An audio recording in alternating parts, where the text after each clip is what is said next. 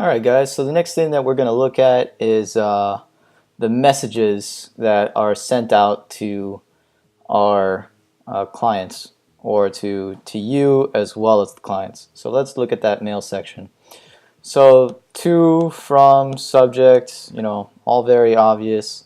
I like to make sure that the subject says ntennismiami.com so it's easier for you guys to know what it is. And then obviously, since this is the CGES registration, I put new CGES registration.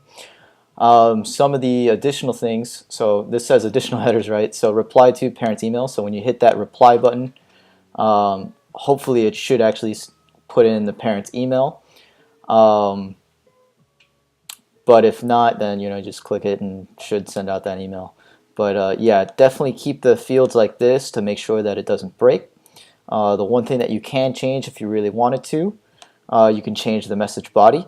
In this particular case, I have it like this. I feel like it was organized in a way that should be easy for you guys to kind of hold down the fort and to collect that information. So we see that we have the parent's name. So you'll see that these actually correspond with these items that are up here. And these are the same items that we put in our form, the names of those items. So very important that the capitalization and the exact spelling has to be the same with the exact spacing. If you miss it by a little bit, all of a sudden you're going to see something in your email that just looks like a couple of breaks. It's going to look exactly how it's typed.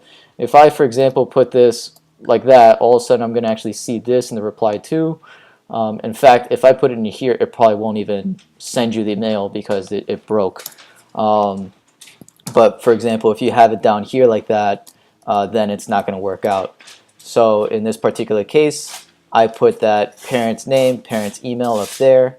Notice that I also have the brackets, so when you receive that email, you'll see it in the brackets. Makes it just a little bit easier for you guys to see that. So actually, let's take a look inside the Gmail account just to make sure of what that is going to look like. So here's that first test of the form. Notice I did this yesterday, but I was just having a lot of problems trying to do this video. So you'll see it says from Papa, and because that's what I put as the parent's name. So you have the child's name, your child's age. Notice that we also have the spacing that I had in this contact form. So this actually will read the spacing if I press enter. So to make that a little bit easier, close that. So we have all the parents' information there, emergency contact information, desired lesson level, what are the days, and so yeah, this seems to work all right. And we have the lesson times 2 to 3. In the past, I had different fields for lesson days or lesson times for Wednesday. In this particular case, I didn't see that in the new flyer, so I didn't change, or rather, I changed the Wednesday time to also show just the regular lesson time, which made the conditional fields a lot easier.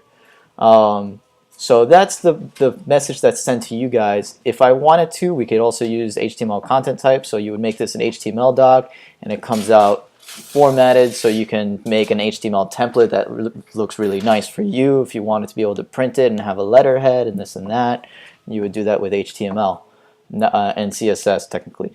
But keep it simple, stupid. I'm all about that KISS method, so no need to overcomplicate it. As long as you get the information, you can save that information. I think it works, and I'm not charging you guys an arm and a leg for doing something so incredibly custom for no reason. Finally, then we get to the mail to. The mail to is what's sent out to the person who's filling it out. Specifically, whatever the person puts in the parent's email field. So I went ahead, made sure that this shows parent's email. It says from neighborhood tennis, info@ntennismiami.com. So if they send you a message, it actually shows info@ntennis. It doesn't show WordPress at ntennis. This WordPress at ntennis is only for you guys, so you can see that it's coming from the WordPress. Just another way to see that. And then finally the subject, neighborhood tennis, thank you for registering. And then I also have, again, the reply to info@ntennismiami.com. This is just something that's required. And then finally the message body that goes to these particular people. Now whenever somebody has actually inserted their registration or done it, they get this email that says, thank you for registering for the Coconut Grove Elementary after school program. Please please read that was something I did actually yesterday. Please read and fill out this waiver. So this is actually an A tag, which basically means the link. So when I receive that email, it's going to look, actually let me just show you. So let me look at my inbox. I go neighborhood tennis. So this is the email that I receive as a user. It says, please read out this waiver. And this is the first iteration, says then via email to info@tennis. But I since changed it and I put and fill out this waiver and email it to, and then again it has another A tag and it shows the command for sending a mail. So for example, if I click on this, it's going to open up a new email. And it shows up like this for me because I'm logged in to Gmail. If I did it in my Mac Mail, it would open up a new mail window to send to this particular email address. So then it goes on to say, here's the receipt of the info registered, and it shows all of that info, which is why, for example, you received an email recently saying, actually my phone number is this, and that's actually because the person put the wrong phone number within the emergency contact number field. So that's kind of the way that this works. If you want to change up what this says, perfectly fine. Again, you have to use these same exact items in order to show it.